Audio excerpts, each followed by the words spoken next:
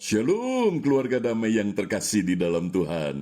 Puji Tuhan kita berjumpa kembali di dalam Renungan Samas Kamis 16 Februari 2023. Mari kita menyiapkan hati di dalam doa. Bapa Surgawi, kami bersyukur hidup kami ada di dalam pemeliharaan kasih setiamu. Dan sebentar kami hendak merenungkan firman-Mu, kiranya Roh Kudus mengurapi setiap kami. Di dalam nama Tuhan Yesus kami berdoa.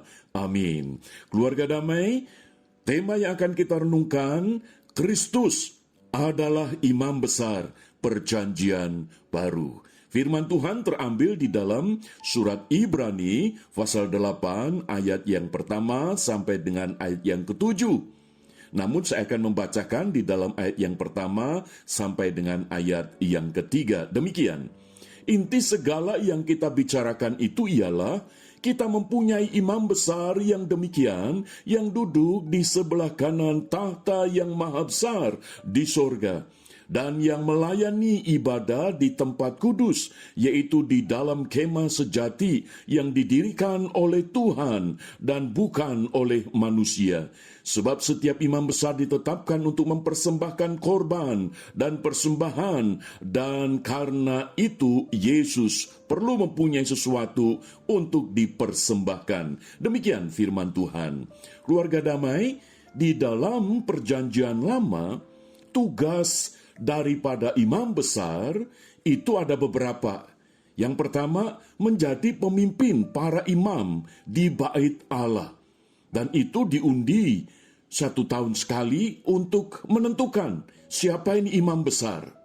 Lalu yang berikutnya adalah imam besar itu menjadi pemimpin rohani atau pemimpin agama bagi umat Israel. Maka itu ketika Tuhan Yesus memerintahkan orang yang sakit kusta untuk pergilah kepada imam untuk menentukan, karena imam punya kewenangan untuk menentukan ini tahir atau tidak. Lalu tugas yang berikutnya yaitu melakukan ritual pendamaian di ruang maha kudus di bait suci setiap 1 tahun. Keluarga damai, ini memberikan satu gambaran tentang Kristus. Tugas imam besar yang berikutnya adalah mencarikan petunjuk dari Tuhan untuk umat. Dan semua tugas-tugas itu sebagai tugas imam besar itu Kristus sudah lakukan. Karena Kristus datang untuk menggenapkan segala ketetapan di dalam perjanjian lama, di dalam Taurat Tuhan. Maka itu keluarga damai, kalau kita mengingat kembali mengapa ketika Kristus mati di atas kayu salib, itu bukan hanya memenuhi emosi atau tuntutan agama orang-orang Yahudi pada saat itu melalui orang-orang Farisi, ahli Taurat, pemimpin-pemimpin agama yang secara hukum politik pada saat itu Romawi dengan hukuman mati melalui salib.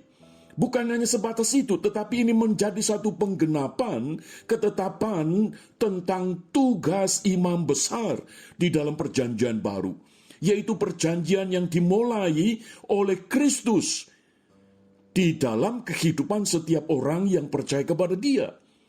Sehingga sebagai imam besar, Kristus telah menggenapkan semua itu, yaitu bukan Yesus mempersembahkan sebagaimana imam-imam besar di dalam perjanjian lama, tetapi dia mempersembahkan dirinya sendiri. Maka itu kalau kita melihat di dalam surat Filipi pasalnya yang kedua, ayatnya yang ke-8 sampai dengan ayat yang ke-11, di sana dikatakan, dan dalam keadaan sebagai manusia, ia telah merendahkan dirinya dan taat sampai mati, bahkan sampai mati di kayu salib. Itulah sebabnya Allah sangat meninggikan dia dan mengaruniakan kepadanya nama di atas segala nama, supaya dalam nama Yesus bertekuk lutut segala yang ada di langit dan yang ada di atas bumi dan yang ada di bawah bumi, dan segala lidah mengaku Yesus Kristus adalah Tuhan, bagi kemuliaan Allah Bapa.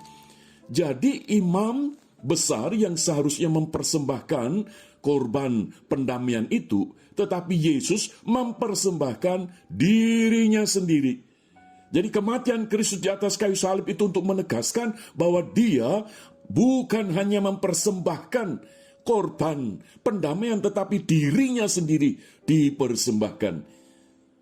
Keluarga damai, maka itu kalau Kristus disebut sebagai imam besar perjanjian baru, untuk menggenapkan perjanjian lama, supaya apa yang digambarkan di dalam perjanjian lama itu digenapkan.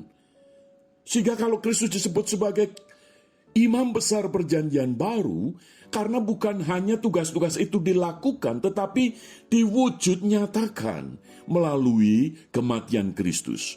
Maka itu keluarga damai, ketika saat ini kita percaya kepada Kristus, itu artinya kita telah diperdamaikan dengan Allah di dalam Kristus.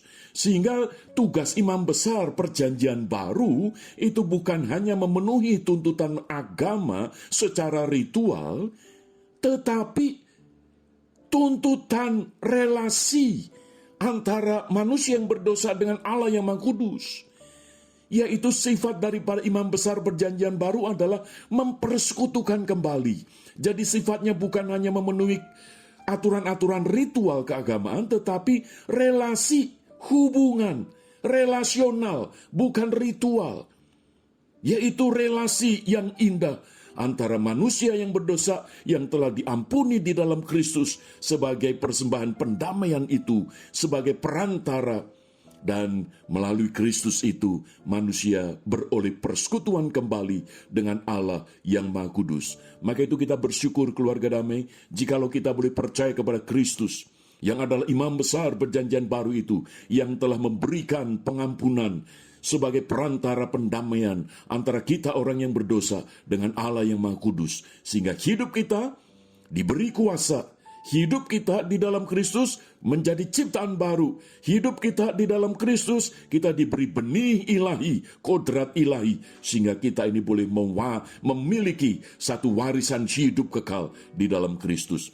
Sebab Kristus yang mati, dia tidak mati selama-lamanya, tetapi dia pada hari yang ketiga bangkit dan dia naik ke surga. Maka barang siapa yang percaya kepada dia, yang adalah imam besar perjanjian baru, kita boleh dibawa sampai kepada Bapa, yaitu di dalam hidup yang kekal. Amin. Mari kita berdoa. Bapa Surgawi, kami bersyukur untuk firman-Mu. Kami diingatkan kembali bahwa kami sebagai orang yang percaya kepada Kristus adalah orang-orang yang telah diperdamaikan. Sebab Kristus yang adalah imam besar perjanjian baru telah mempersembahkan korban pendamaian, yaitu dirinya sendiri di atas kayu salib, menjadi korban persembahan bagi kami orang yang berdosa. Sehingga kami boleh memiliki jaminan hidup yang kekal di dalam Kristus. Terima kasih Bapa, di dalam nama Tuhan Yesus kami bersyukur untuk firman-Mu. Amin. Keluarga damai, Tuhan Yesus memberkati kita sekalian. Amin.